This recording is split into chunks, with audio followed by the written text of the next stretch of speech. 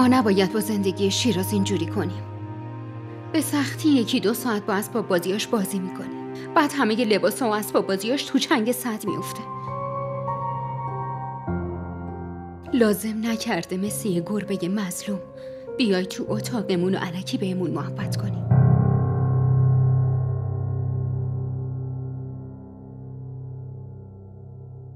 تو که میدونی توی این خونه اینجوری درست‌تره.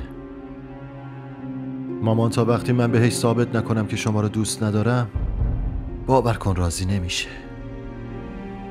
چرا رو راست نمیگی؟ تا وقتی تو رو خار و ذلیل نکنم راضی نمیشه. آره همینه،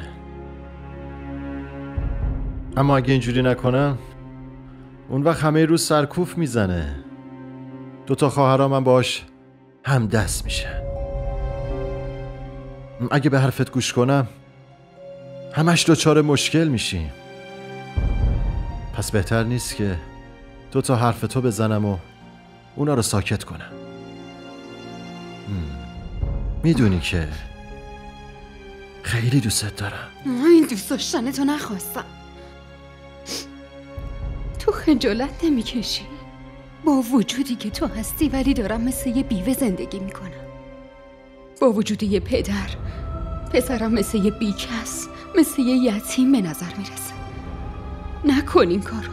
نمایش عشق و محبت توی اتاق بسته واقعا چندشاوره.